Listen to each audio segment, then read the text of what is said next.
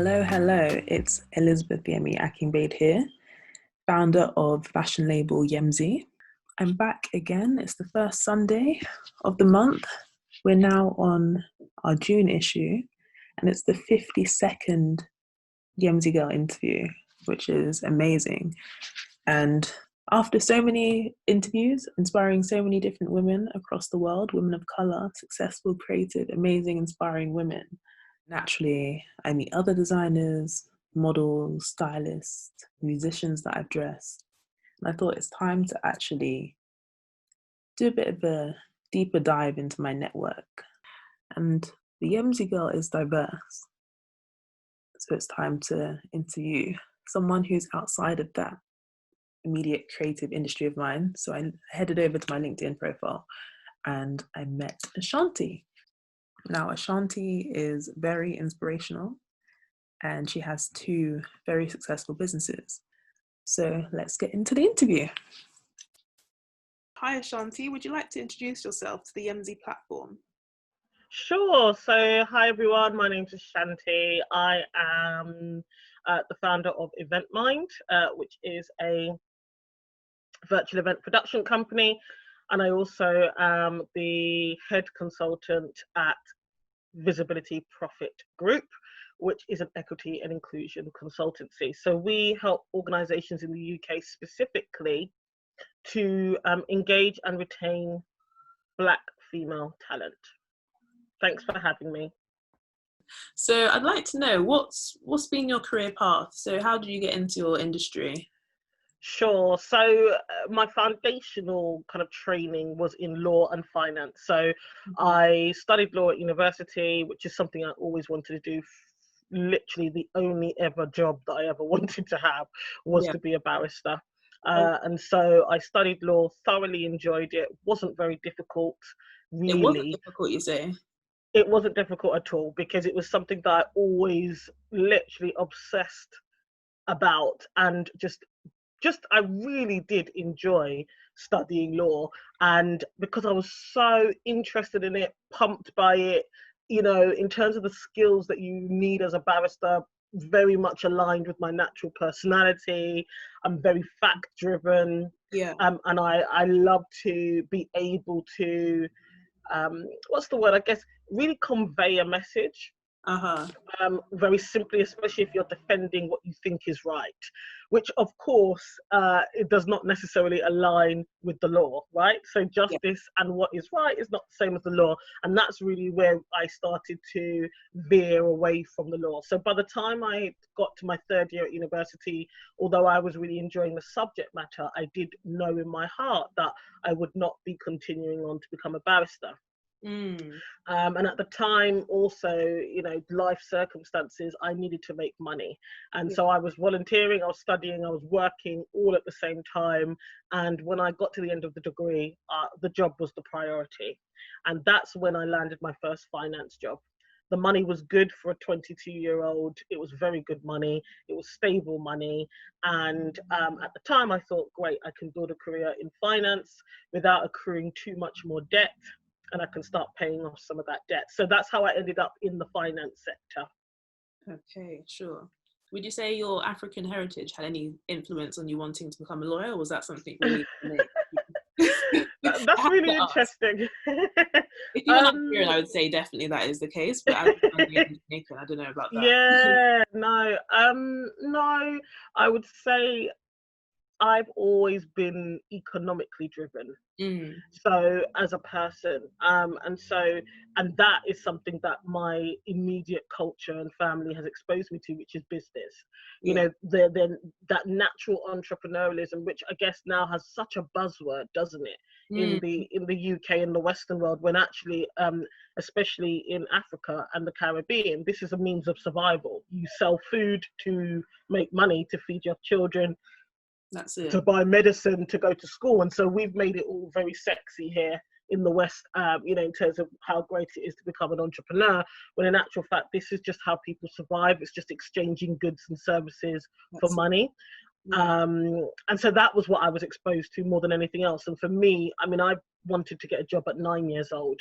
You know, I remember asking my mum specifically, I remember actually, like, we went to a local, I mean, if you're from Southeast London, if you've ever been to Lewisham, there is a fabric shop called Rolls and Rems, which is in like the main part of Lewisham, the shopping centre. And you know, we used to go in there to look at fabric and things like that. And I remember being in there one day and watching the lady who was like rolling the rolls of fabric along. And I asked my mum, you know, how do I get a job in here? And she looked at me and just said, you know, you can only work when you're 16. And I remember thinking, wow, that is such a long time away before I could start making my own money. And so, yeah, so for me, I've always been economically driven. And I think it was that exposure to my mum having a business, to family abroad having businesses, that really drove me more than being encouraged to go into a particular profession. Having said that, I do think culture definitely influenced the fact that I didn't start a business straight out of university or even before I went to university. So I always wanted to start my own business to make money, but I definitely was encouraged to go some type of traditional route. It wasn't sector specific, but it was definitely very clear that I was expected to go to university. Yeah, sure. Yeah. So today you have 2 businesses, is that correct? I do have 2 businesses now, yes. Would you like to break those down for us? Sure. So, it's funny actually, because I was just having this conversation about how there's a business of my heart and the business of my head, right? And both of them have their place. So the business that is really kind of mind driven is the business called Event Mind, and we're a virtual event production company. So I've been in the events and online space combined for about 5 or 6 years. And what we do is we help organizations to launch and monetize virtual events. Now, these could be trade shows, exhibitions, award shows, conferences, any kind of event that brings people together. We help companies design and develop a virtual version of that particular event. So right now, during the time of COVID, that is particularly poignant and relevant. So that's one of my businesses. Have you noticed a lot more interest in the last few months because of COVID? Yeah, absolutely. We've been really quite busy, to be honest with you. So which is good for us, and you know, it's been really interesting and quite stimulating from the business point of view. How many people? So we have a small team. There's actually 3 of us. We all work kind of remotely and ad hoc. So I contract in, and I guess you might want to ask me a bit about how that works, but the team is remote, and people have their different roles. So we have tech people who help us to build the platforms, customized platforms, and then the developers, or sorry? What kind of tech? Is it like app development or? Right. So a lot of the people we work with are developers, and they are what is now called event technologists. Okay. So it's quite a new role that has been defined and is emerging in this space. But usually these event technologists are people who used to be, you know, coders, developers. They may have built apps and websites and various pieces of software. And you know, they help us when it comes to building the actual platform that our clients want to host an event from. So a working example of that is, you know, you've got Zoom is a video conferencing piece of software. So there are lots of softwares similar to Zoom or that can be integrated, so used alongside Zoom in order to create an overall event experience. So we have a team that helps us to customize and adapt and modify platforms so that they can meet the objectives of our clients. That sounds really good. Wow. Yeah, so it's interesting. It's really interesting. It's a really growing area. So yeah, as I say, that's one of the things I really enjoy is virtual events. So what kind of events have you put on before? Is there anything related to like fashion or the creative industry? So that's interesting. So I used to own an event space pre-COVID, and so when we had the event space, we hosted a range of events. In fact, some of them were fashion, some of them were marketplaces, so indoor marketplaces, craft fairs. We've done a lot of workshops and masterclasses to do with finance, property, business. So a lot of variety in the physical space, and in the online virtual part of what we did, it is mostly business related events. So it is maybe connecting buyers and suppliers globally. So Yeah. in the trade show and exhibition formats, and then award shows. Cool. And your other business? Yeah, sure. So Visibility Profit Group. So that is our equity and inclusion consultancy. So 1% of power positions held in the UK are held by women of colour, and black women specifically do not have a percentage, because as we know, the women of colour bracket is very broad, and so when you break down those numbers, in actual fact, black women don't really even have a percentage. And racial diversity, as it were, as an agenda, has been kind of left behind by UK organisations for a number of reasons. But the wider diversity agendas, so you're talking about gender, sexuality, all of those other inclusion pieces have left black women behind. So we're seeing in 2020, despite 5 years since the big Women in the Workplace study that was done globally, since Lean In, no change for black women whatsoever in terms of them being able to progress in the workplace in the UK. So our consultancy, we specifically help UK organisations learn to retain and engage black female talent, because the studies and research shows that what tends to happen usually by the time they get to middle management is that they leave. Okay. Because there are no opportunities within their workplace, or because the workplace is not as inclusive as they need it to be for them to be happy, for them to enjoy their work and feel like they belong in that workplace. So are they leaving to find a similar role where they can progress in another company, or are they leaving to start their own businesses? So that's a great question. So the reasons for leaving vary, and what they end up doing varies. But what I will say is, yes, there's definitely an uptake of these women starting what are commonly called side hustles, you know, and businesses. And that's because they don't feel like, you know, they can achieve as much as they want to achieve in the corporate space. However, I mean, and this is a really interesting question that you've asked, running a business is hard work. Okay, so from my observation and in my experience of the years I've done coaching and mentoring in this space, is that not everybody's really meant to run their own business. Okay, not everyone can go out there and run their own business, because it just doesn't work like that. And what tends to happen is you have like so many cottage industry businesses doing very similar things that will only ever grow to a certain extent. Okay, when you're by yourself, when you're a solopreneur, that business is very, you know, it's only ever likely to get to a certain stage. And I believe that if workplaces were more inclusive, less people would feel the need to have to start a business. And I think there are people who are not necessarily suited to running their own business. And by the way, I don't mean that with any, you know, disrespect meant, but it's a grueling experience. Yeah, it's just like you have to wear so many hats as a solo entrepreneur and a business owner, and it's not for everyone. Exactly. You go into the wanting to have your own business just to express yourself, be able to put a roof over your head, and you realize that actually the role I'm doing is better suited within a company, but you don't feel welcome there. Yes. So yeah. Yes. And that's the thing. And that's something I've observed. I think if more workplaces were inclusive, less people, and specifically women, would feel like they have to start their own business, even if it, again, doing that doesn't really even suit the lifestyle that they want. I was going to ask you, as someone who is in the creative industry, and I don't know too much about the corporate world, but as a Black woman, do you feel that you can show up to work as yourself, or do you feel that you're kind of substituting some of your personality, or you don't share certain information because you don't feel that that would allow you to fit in, essentially? Yeah, sure. So the truth is, I don't show up to work, but I'm definitely, when I'm in corporate spaces, even now, if I go in as a consultant, I don't show up as my whole self.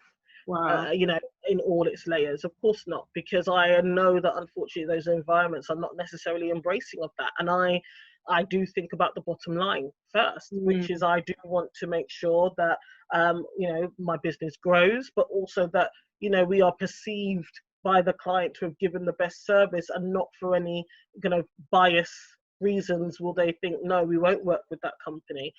One of the things I will say is that more recently on my LinkedIn profile, I have started to share more openly my experiences in the corporate environment. And that was something that took me a long time to get to the point of doing. Is it because of experiences that you're sharing more so, or? Sorry? Is it because you're sharing negative experiences? Absolutely. Absolutely.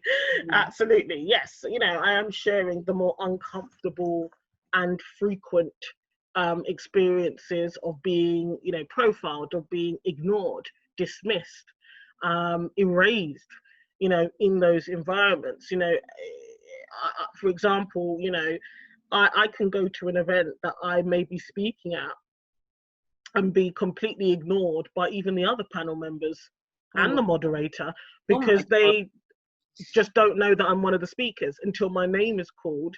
I go up to the stage and then they realize I'm the same person they've walked past several times in the lobby, you know, or that they never talked to, even though we were seated next to each other with our names on the seats. You know, that is a constant thing that you have to, you know, I remember prior to me using video to, you know, communicate and build up a personal brand, you know, people are taken aback when I turn up, you know, even though we've had many an email exchange, even though we've spoken on the phone a few times, when I get there, they're surprised. And as I say, what will happen is I turn up and they are fully expecting me to be the cleaner, or I'm dropping off food at the reception.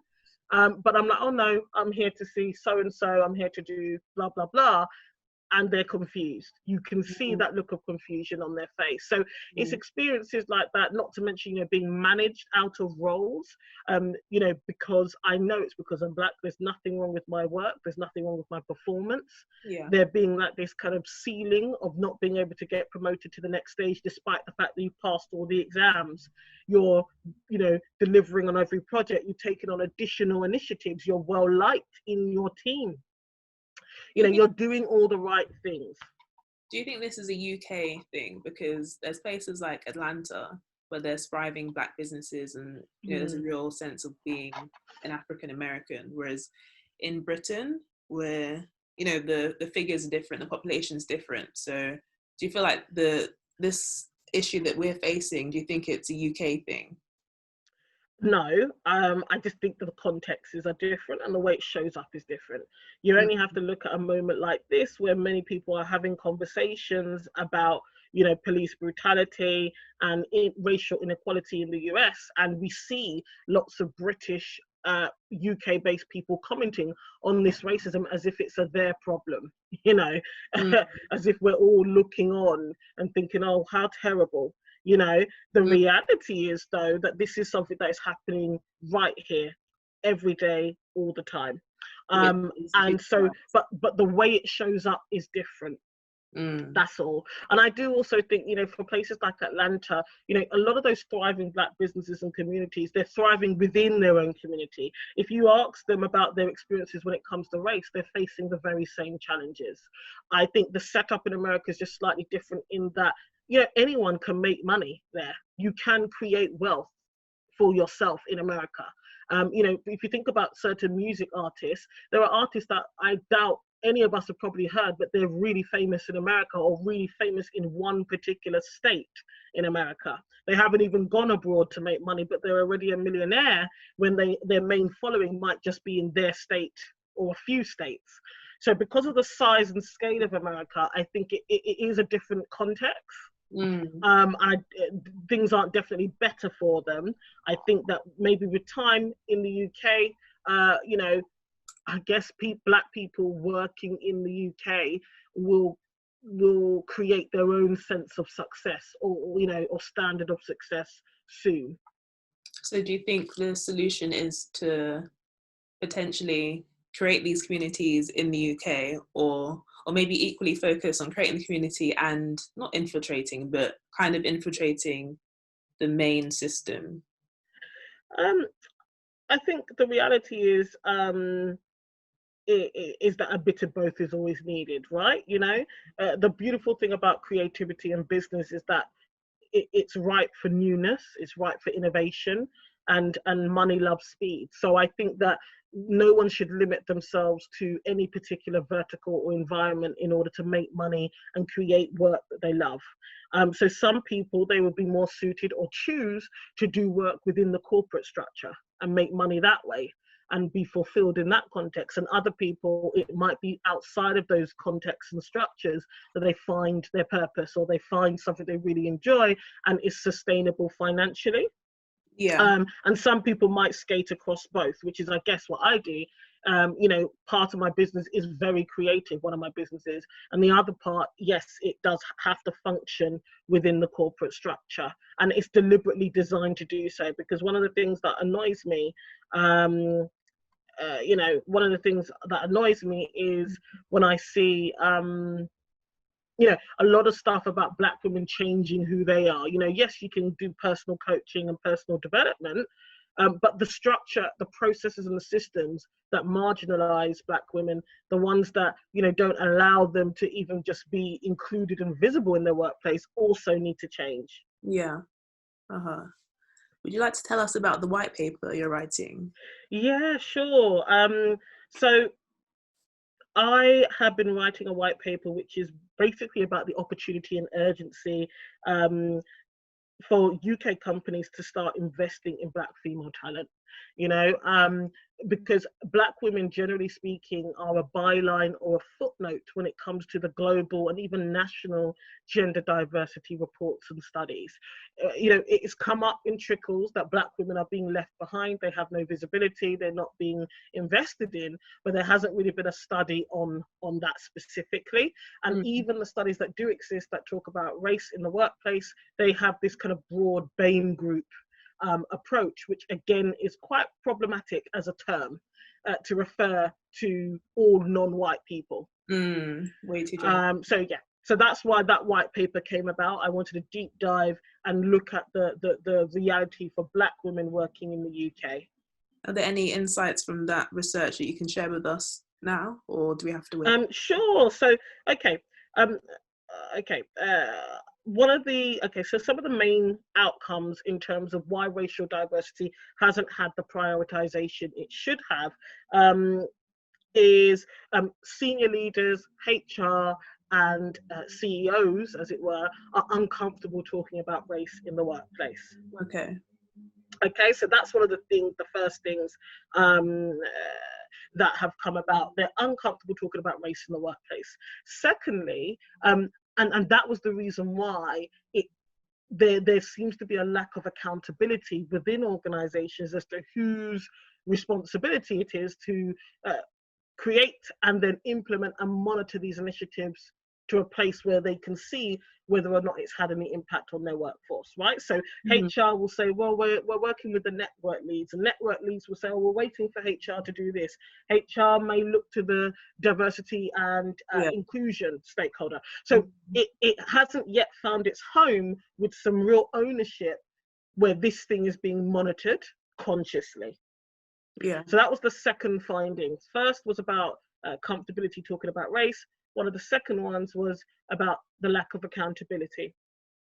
And so the third thing is that the misunderstanding of the intersectionality that exists here, right? So it's one thing to talk about race, but then there's also the issue of being female. And so again, because there has been more of a conscious push, and by the way, the figures for women in general in the workplace aren't that great, okay, but they're just better than that for Black women.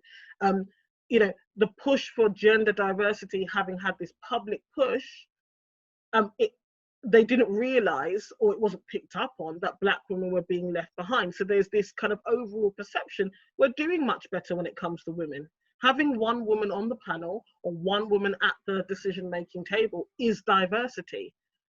Not really delving a bit deeper into the fact that that woman could come from the same class as the other men on the table, could have been educated in the same place, you know? So again, this kind of supposed success of gender, of more women starting businesses, more women doing X, Y, Z, has kind of provided this smokescreen, which is actually, no, it's actually more white women who are benefiting from this, not all women. Yeah. And I suppose in terms of a more proactive solution-focused findings, so those were like the findings of the reality, the landscape as it is right now. But one of the solutions and recommendations I delve into is the place and impact of executive coaching, or personalized, culturally aware coaching. So coaching happens for lots of senior leaders, and then you've also got companies who have programs for apprentices and graduates, for example. But there isn't much coaching that happens in the middle, so people who are at middle management level. And I delve deeper into the research and studies that show that culturally aware coaching, as it were, has a really good impact on, you know, and I hate to use the term, but ethnic minorities in the workplace. It helps them understand the corporate culture, and it helps support them in terms of progression within the workplace. And actually, if there was more coaching happening at that level for that particular group, they may be able to mobilize their way through and start filtering into more senior positions. Okay, interesting.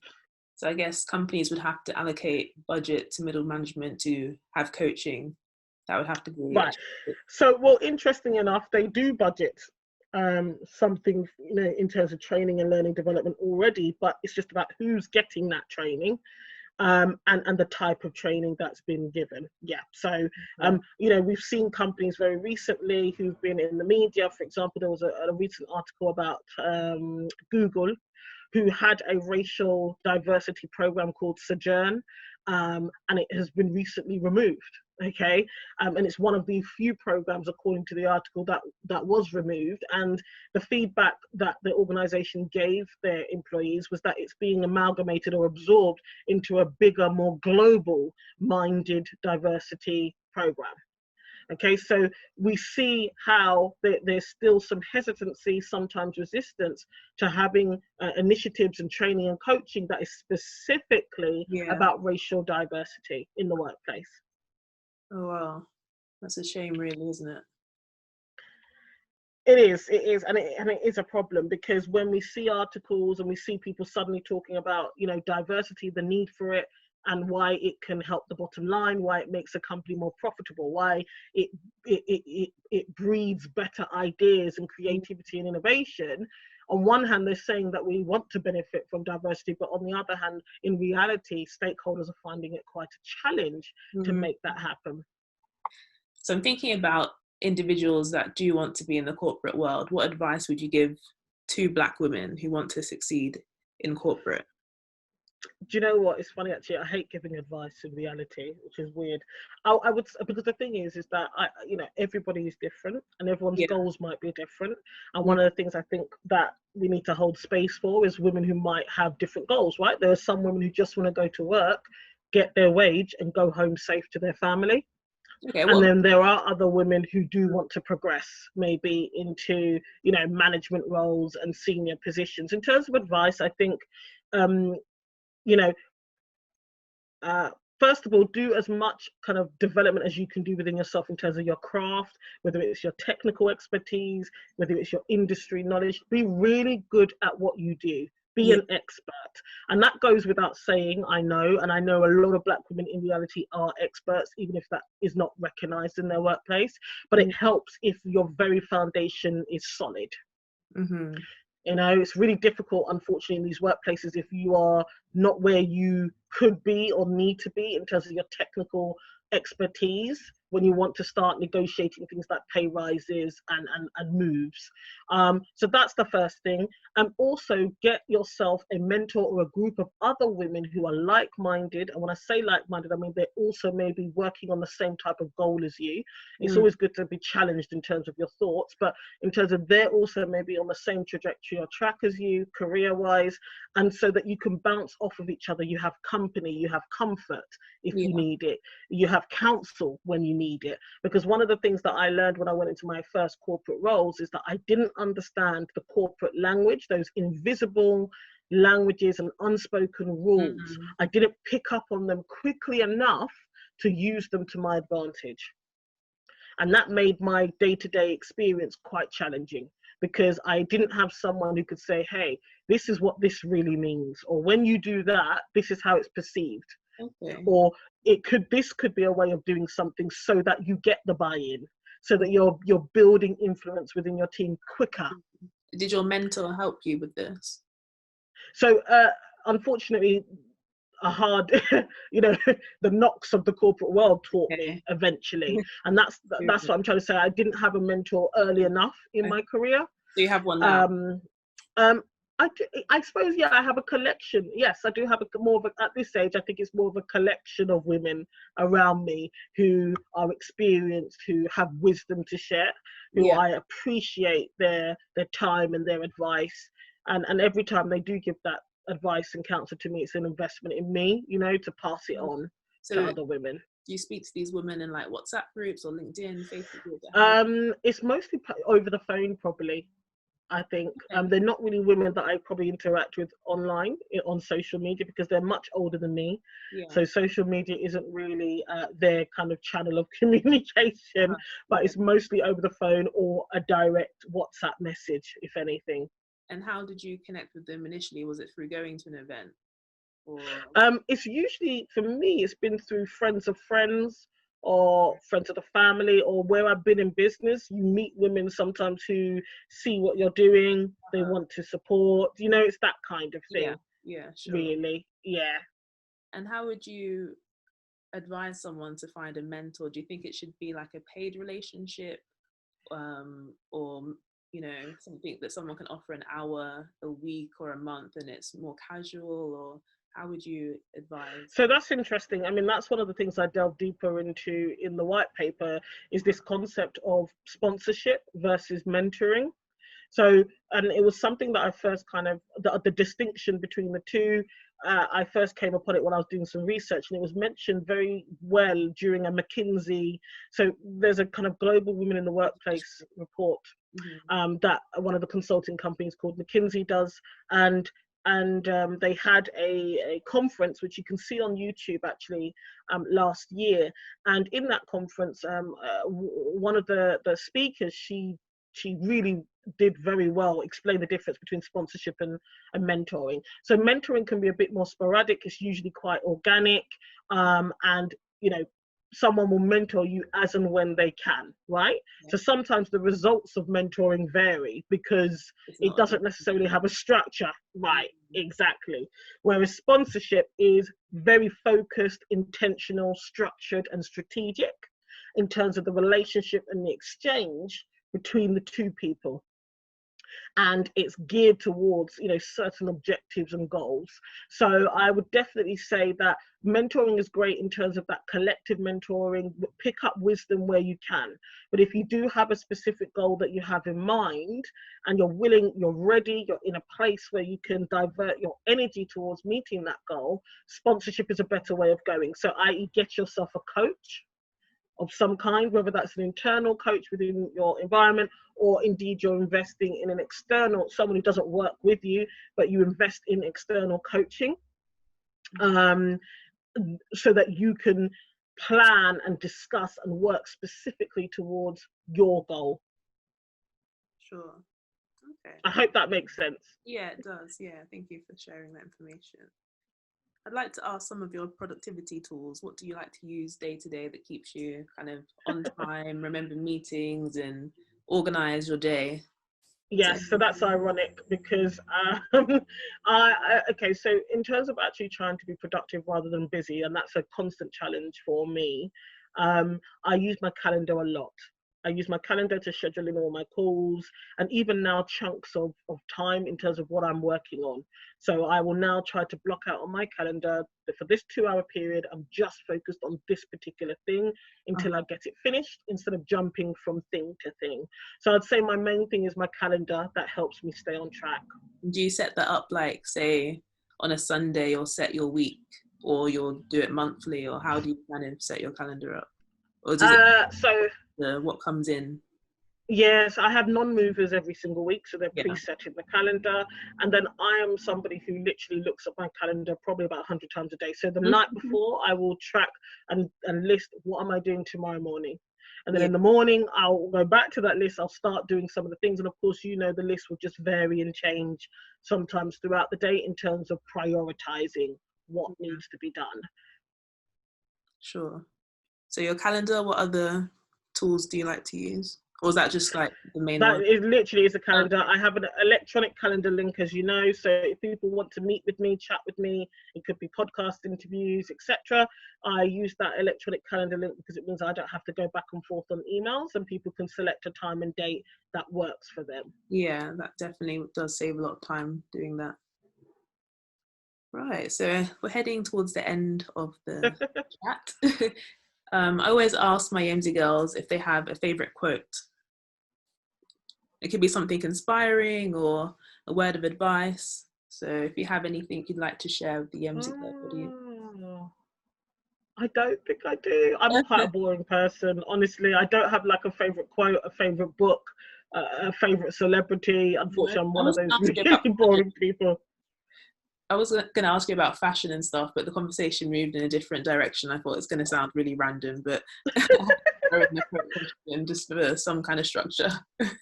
Oh, sorry. That's fine. If you don't have anything, that's fine. I'm not the fun kind of person, so yeah. Oh, well, thank you so much for sharing all your knowledge with us today. I really appreciate it. I know the Yemzi girls will as well. So, yeah. Thank you for having me. Oh, you're very welcome.